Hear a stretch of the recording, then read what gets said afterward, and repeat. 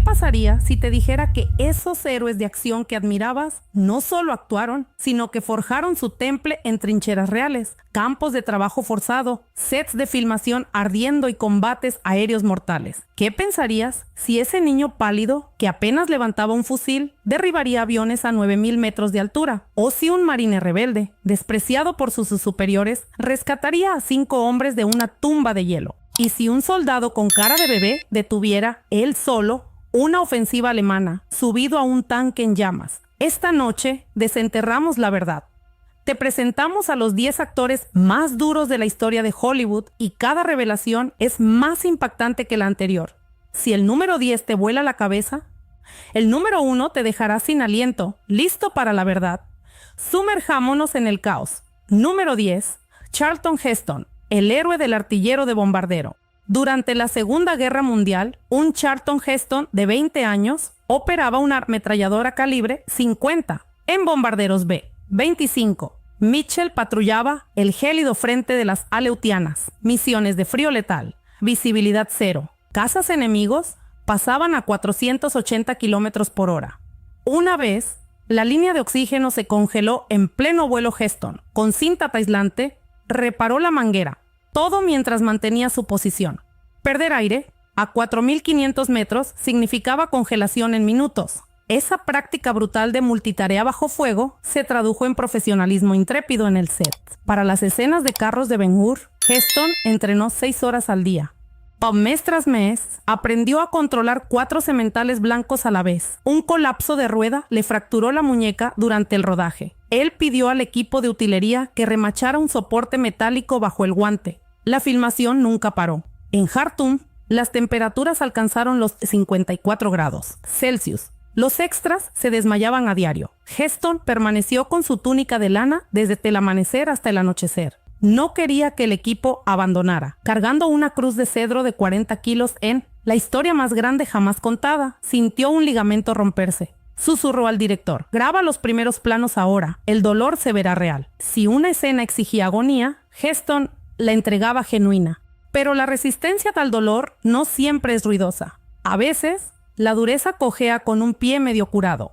Hoy mientras inventa un baile que sobrevive a la película. Número 9. Anthony Quinn, el luchador del pie roto. Su currículum empieza con revolución y termina con reinvención. Cuando la artillería retumbaba en Chihuahua, Quinn conoció las balas antes que las nanas. En Los Ángeles, boxeaba en peleas de barrio a los 16. Trabajaba en mataderos al amanecer y en obras al mediodía.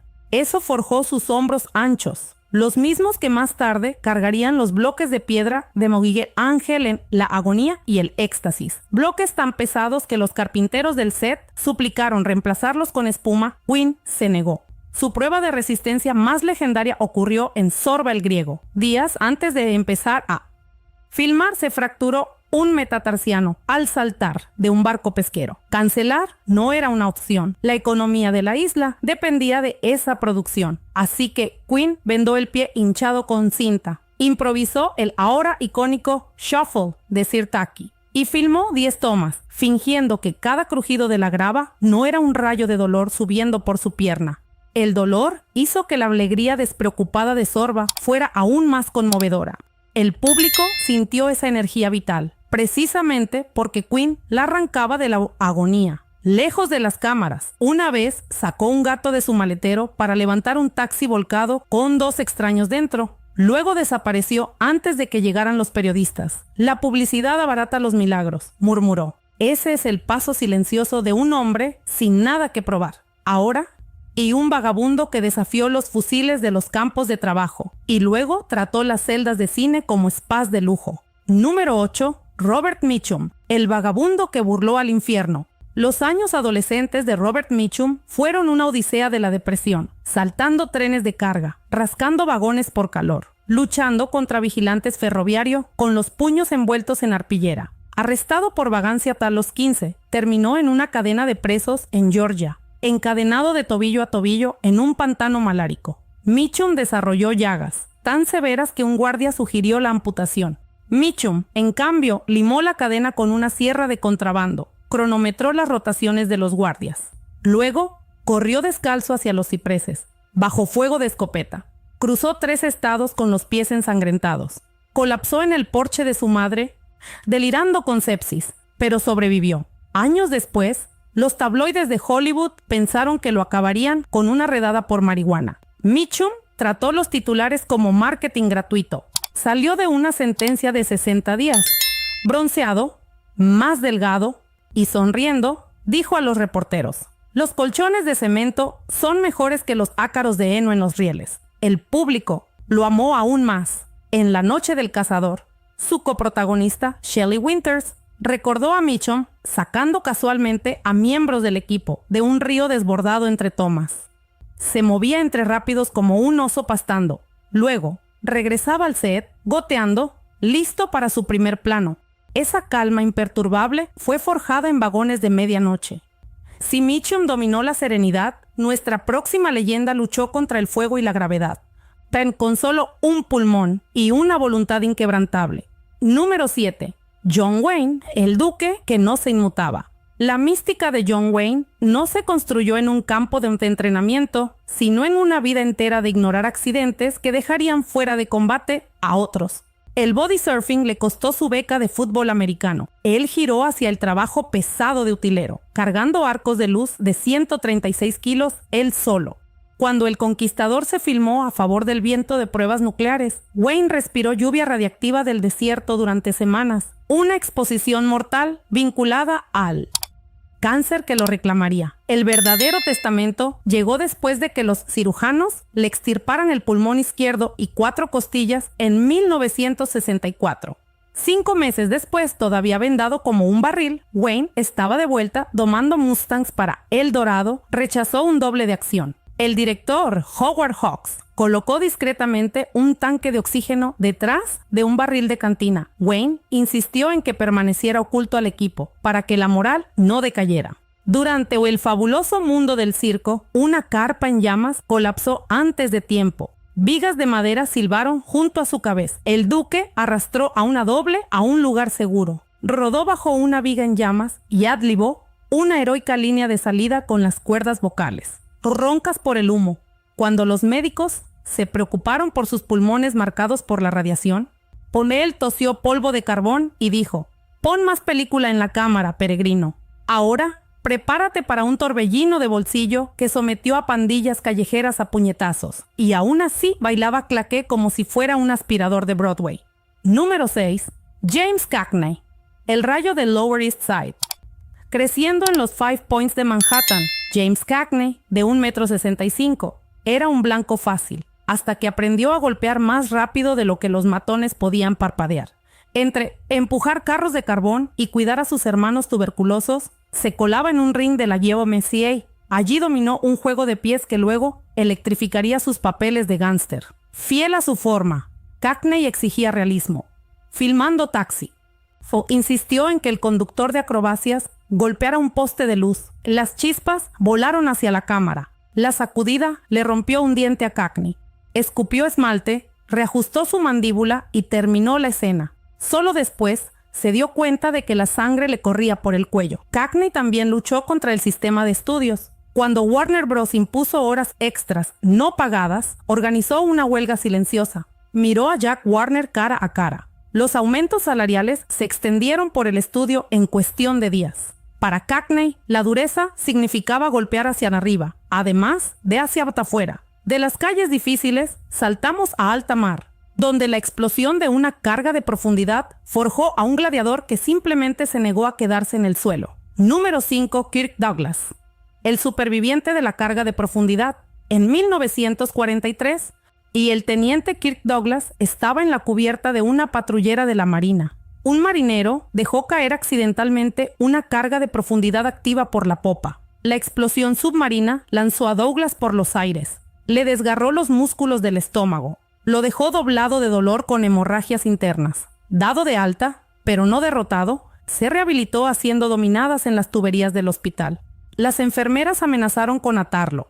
Esa recuperación dio origen a una ética de trabajo maníaca. Preparándose para Muammar Partaco, Douglas esgrimió con campeones olímpicos de sable, hasta que las ampollas sangraron a través de sus guanteletes.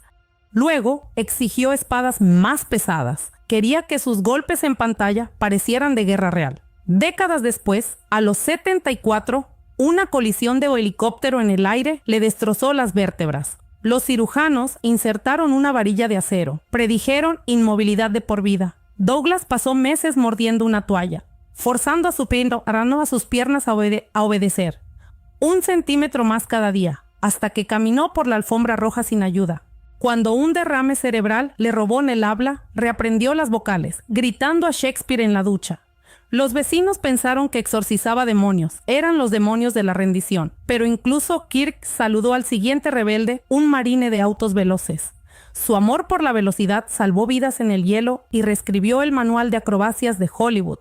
Número 4. Steve McQueen, el salvador del buceo en hielo. Los comandantes de los marines de Steve McQueen casi lo expulsaron por corte marcial. Hasta aquel fatídico ejercicio ártico, un tanque se estrelló a través del mar congelado. Mientras otros se paralizaban, McQueen se lanzó al agua negra. Desenganchó a 5 marines de sus arneses de ahogamiento. Emergió con los labios azules, pero sonriendo los oficiales de disciplina destruyeron los papeles del tribunal en el acto. Esa valentía se convirtió en su insignia en el Gran Escape. McQueen insistió en hacer él mismo el salto de valla. Prohibido, el seguro lo vetó. Así que hizo un trato en el set. Interpretó tanto al perseguidor como al perseguido durante la persecución. Se puso un uniforme alemán para ejecutar las tomas más arriesgadas en una ladera oculta. Los productores solo se dieron cuenta durante la invasión. Luego vino las 12 horas de Sebring. Se rompió el pie en 3 lugares. Se puso una férula de fibra de vidrio, lo suficientemente rígida para el pedal del embrague. Pegó una esponja sobre la fractura para absorber la vibración y aún así quedó segundo. Un resultado que los profesionales experimentados calificaron de impensable. El rumor afirma que dormía con un 44 Magnum. Después de saber que encabezaba la lista de objetivos de Charles Manson McQueen, se encogió de hombros. Solo tengo una vida. Si alguien intenta quitarme la mía, le ganaré en el gatillo. Si McQueen apostó con la velocidad, nuestra próxima entrada apostó con la supervivencia misma en Saipan. Y se alejó cojeando.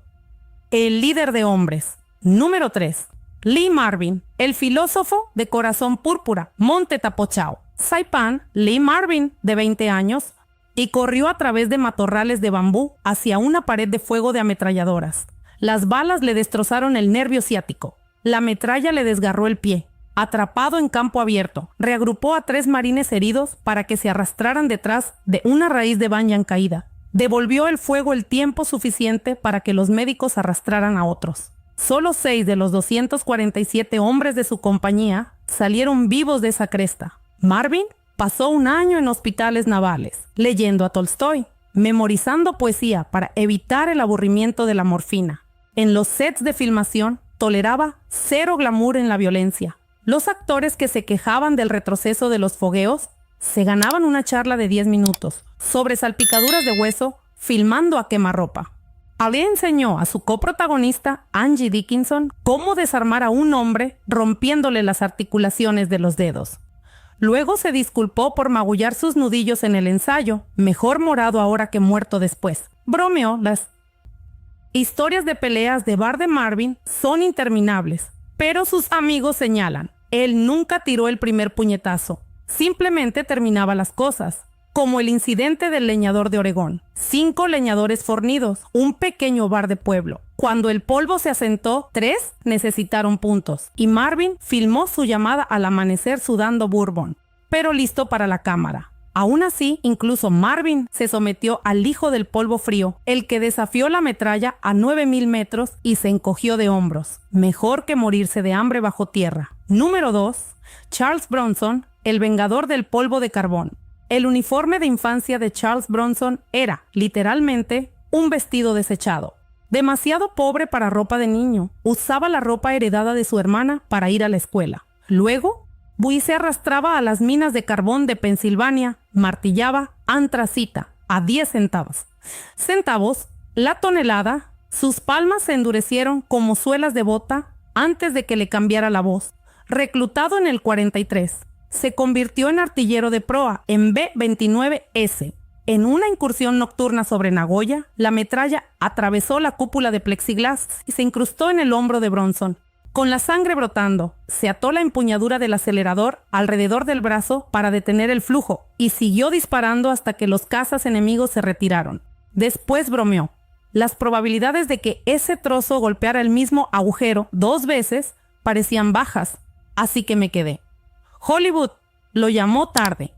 Buscando realismo crudo, Bronson pasó los fines de semana patrullando con la policía de Nueva York. Desmantelaba peleas con cuchillos en guaridas de crack. Los agentes decían que trataba a los sospechosos con más suavidad que los novatos. Luchaba para detener la violencia, no para regodearse en ella. El entrenamiento privado de Bronson seguía siendo simple, como el de un minero de carbón. Un mango de pico de 18 kilos para flexiones con peso y sprints cuesta arriba al amanecer. A los 60, en El Justiciero de la Noche 4, todavía levantaba a su esposa Jill Ireland, quien actuaba como su protagonista en el set, entre tomas para hacerla reír. Y ahora, la cima. Un texano de aspecto juvenil que transformó el miedo en furia y demostró, sin ayuda de nadie, en que el tamaño no significa nada cuando el coraje arde al rojo vivo. Número 1. Audie Murphy. El ejército de un solo hombre. Audie Murphy mintió sobre su edad para alistarse a los 17. Fue rechazado por medir 1,65 m y pesar 50 kilos, pero convenció a un reclutador compasivo para que le diera una oportunidad. 2 años después, había acumulado más medallas que cualquier soldado estadounidense vivo. El momento que lo definió, Holzwihr, Francia, 1945. La compañía de Murphy se enfrentaba a 6 tanques y 250 infantes. Ordenó a sus hombres que se retiraran. Luego, subió a un destructor de tanques en llamas, manejó su calibre 50. Mantuvo la línea solo durante 1 hora. Las llamas le lamían las botas. Un proyectil explotó cerca, desgarrando su muslo con metralla. Murphy seguía, gritando coordenadas de artillería por teléfono con su mano libre. Cegaba oleadas de atacantes. Para cuando se alejó cojeando, 50 alemanes yacían muertos o moribundos. El asalto colapsó. Esa hazaña le valió la medalla de honor, pero le costó las noches de paz. Se despertaba gritando, pistola en mano. Hollywood vio a un héroe Murphy, solo veía fantasmas. Aún así, recreó su guerra para Regreso del Infierno, insistiendo en el retroceso auténtico y el barro del campo de batalla. Entre tomas, lloraba en rincones silenciosos. Luego se secaba las lágrimas y volvía al rango de la cámara. Otra batalla ganada. El dinero se le escapó en el juego.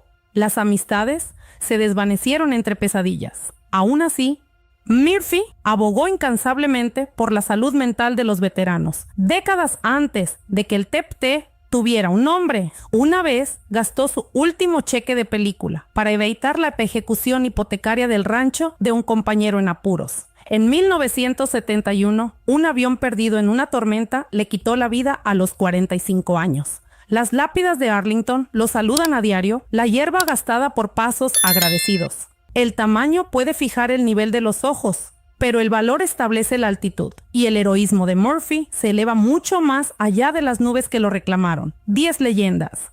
10 caminos a través de polvo de carbón, campos de trabajo, trincheras, incendios de acrobacias y peligros de alta velocidad. Ellos no contrataron la dureza, la vivieron. Luego, me salpicaron esa autenticidad cruda en las pantallas de plata. Recuerda estos nombres cuando los héroes modernos de CG y salten rascacielos ilesos, porque la verdadera agallas no se regeneran, cicatriza, cojea, suda y sigue adelante. Si estas historias te volaron la cabeza, aplasta ese botón de me gusta para que más fans del cine clásico encuentren esta inmersión profunda y suscríbete para el conteo de la próxima semana sobre las dobles vidas más impactantes de Hollywood. Ahora es tu turno. ¿Qué leyenda te impresionó más? ¿Los clasificamos correctamente o cambiarías el orden? Deja tu elección abajo. Gracias por mirar. Y recuerda, a veces el acto más valiente no está en un set de cine. Es levantarse cuando el mundo cree que estás acabado.